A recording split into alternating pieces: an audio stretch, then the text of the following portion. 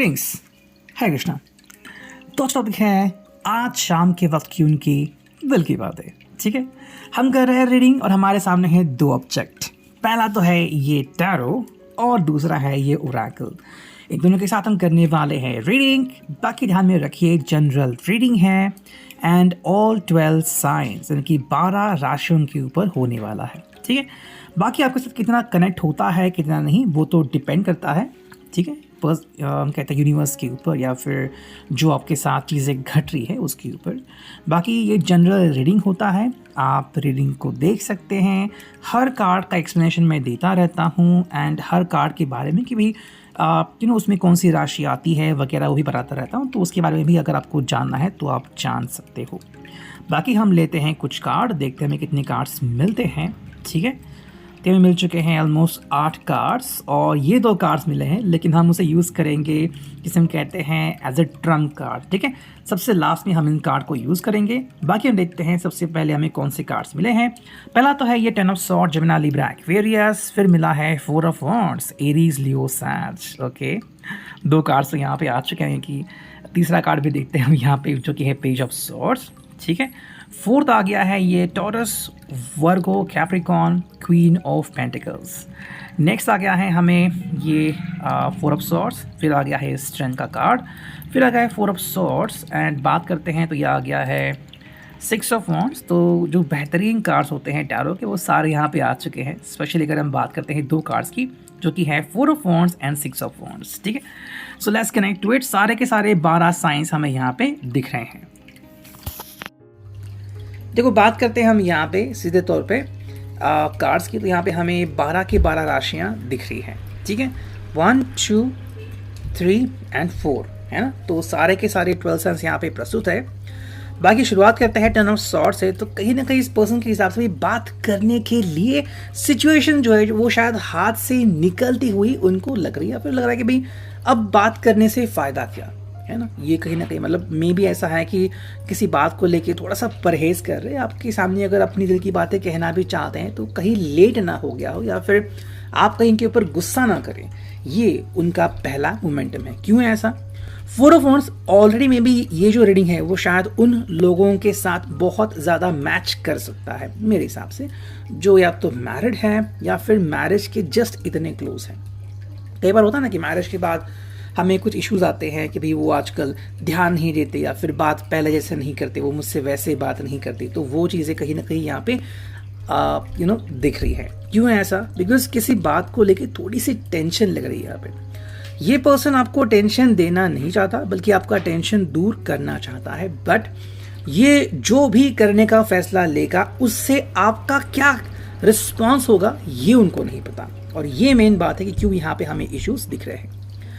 बाकी अगर हम देखें तो यहाँ पे है page of swords, Gemini, Libra, Aquarius. भाई ये पर्सन कम्युनिकेशन करने की पूरी तौर पे कोशिश कर रहा है और शायद उसे आपको बस 1 या 2 ही मैसेजेस देने हैं। ठीक है, वो मैसेजेस शायद ऐसे हैं जिसका आपको पता नहीं कब से इंतज़ार था और वो मैसेजेस प्राप्त करने के बाद आपका रिएक्शन क्या होगा ये उनको नहीं पता।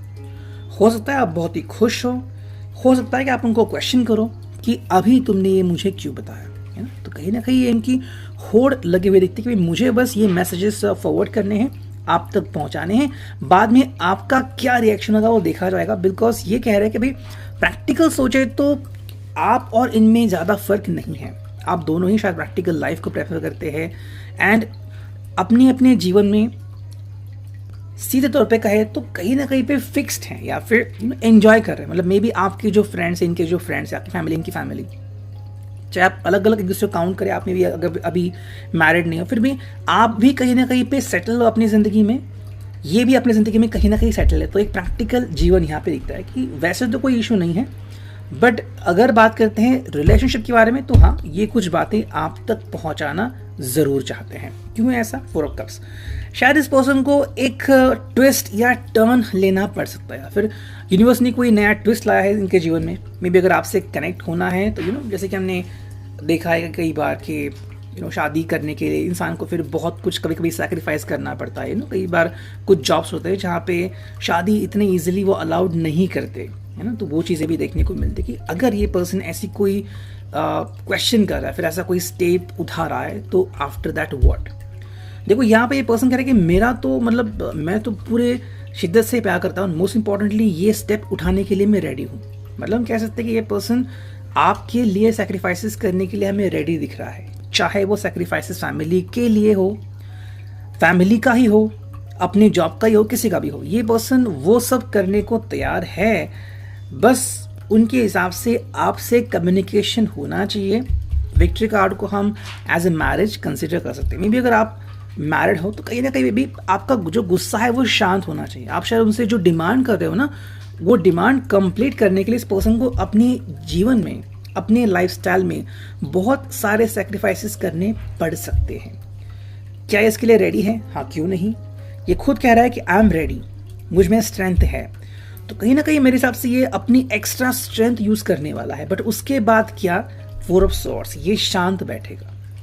इसके हिसाब से मुझे बस वो स्टेप लेना है, और अगर वो हमें मिल जाए तो बाकी का मतलब आपके तो मन के अनुसार हो गया। मान लो अगर आपने इन्होंने कहा है कि आपने कहा कि चलो भैया अपनी जॉब क्विट कर दो, मेरे यहाँ पे जॉब करो, या फिर कहीं ना कहीं हम दोनों एक नई शुरुआत करते हैं, उसके लिए आपको भी चेंजेस से गुजरना होगा। तो क्या ये इसके लिए रेडी है? अगर हाँ, तो उसके बाद फिर ये कह रहे कि चलो भाई, मतलब कम्युनिकेशन का जो मैटर था कि बात करने लायक कुछ है नहीं, या फिर बातों में इशू आ रहे थे, वो फाइनली चला जाएगा। ये बात यहाँ पे हमें दिख रही है। अब देखते हैं 2 बोनस कार्ड क्या आ गए हैं, queen of cups and 9 of wands. देखो ये पर्सन आई थिंक काफ़ी दिनों से, काफ़ी महीनों से वेट कर रहा था कि एक मौका मिले आपसे बात करने का, ठीक है, या फिर एक ऐसा मौका मिले जब वो अपनी दिल की बात आपको कह सकता है। मतलब ये सैक्रिफाइसेस करने के लिए रेडी है, ठीक है, आप बस बोल दो। तो एक मोमेंट दिख रहा है। सेकंड जो है वो क्वीन ऑफ कप्स, ये आई थिंक बहुत मतलब कहते हैं ना कि नाजुक अवस्था है इनके हार्ट की। मे बी आपसे इनकार या फिर ना ये एक्सपेक्ट नहीं करते, और बहुत दिल पे लेते हैं हर बात को। तो ये चीज़ हमें यहाँ पे दिखती है कि किसी भी हालत में अपने आप को हर्ट वो देखना नहीं चाहते, ठीक है। बाकी अगर कोई भी बात हो जिसके कारण आपसे वो कनेक्ट कर पाए, वो करने के लिए वो पूरे तरीके से रेडी है, ऐसा हम यहाँ पे कह सकते हैं, ठीक है। अब हमें जो कार्ड देखना है वो है ये, देखते हैं यहाँ से हमें क्या एनर्जी मिलती है, ठीक है। Let's connect. पहला ही कार्ड जो मिला है वो है your individuality is a precious gem, I protect it always. इनको आप जैसे हो बहुत पसंद है, ठीक है। इनको आप में वो सब दिखता है, आप कितने अच्छे हो, या फिर आपका दिल कितना साफ है, आप किस तरह से डिसीजन लेते हो क्विकली, ये उनको बहुत पसंद है। इसलिए कह रहे कि आप अपने आप को प्रोटेक्ट करो। मतलब ये आप में कोई बदलाव नहीं चाहते, हालांकि खुद बदलाव से गुजरने के लिए रेडी है। तो ये एक अच्छी बात है इस पर्सन की, जो यहाँ पे हमें देखने को मिल रही है। नेक्स्ट कार्ड है वो है you can do anything and achieve anything, never doubt your own abilities. इनको पता है कि आप बहुत कुछ प्राप्त कर सकते हो। भी आप में वो क्षमता है जो शायद अभी तक आपने खुद ही परखी नहीं है। तो आपको सपोर्ट करने के लिए पर्सन डेफिनेटली रेडी है। बट क्या कह रहे हैं कि अपनी क्षमताओं के ऊपर कोई भी क्वेश्चन मत करो कि एक क्षमता है या नहीं, मैं कर पाऊंगा या नहीं, मैं कर पाऊंगा नहीं। नहीं, ये हैं, ये मानते हैं, इन्होंने देखा है कि आप कितनी शिद्दत से कोशिश करते हो, मेहनत करते हो, एंड मोस्ट इंपॉर्टेंटली इनको पता है कि आप में वो कैपेबिलिटी है। तो चाहे कोई भी और व्यक्ति, वो रिलेटिव हो, वो बॉस हो, कलीग्स हो, चाहे वो कितना भी अड़ंगा लगा, ये कह रहे कि भाई मैं तो आपके साथ हूँ, ठीक है। तो वो एक अच्छी चीज़ हमें यहाँ पे दिखती है। थर्ड कार्ड देखते हैं जो कि है you are smart, you are amazing, you are perfect in every way. इनके हिसाब से आप में वो सारी चीज़ें इनको दिख रही हैं कि आप बेस्ट हो। क्योंकि आप बेस्ट हो इसलिए वो चाहता है कि आपसे वो कनेक्ट करे और आपसे दूर ना जाए। फाइनल कार्ड देखते हैं जो कि है भाई I admire everything about you. आपके बारे में हर चीज़ इनको पसंद है। मतलब कोई ऐसा क्वेश्चन ये नहीं उठा रहे आपके ऊपर कि आप में ये गलत है, वो गलत है। आप जैसे हो ये आपको वैसे ही एक्सेप्ट करते हैं, ठीक है। तो ये एक अच्छी बात है, आप में वो बदलाव नहीं चाहते। हालांकि अगर आप इनमें बदलाव चाहते हैं तो वो करने के लिए खुद भी रेडी है। सो ये था आज का reading. I hope it will resonate.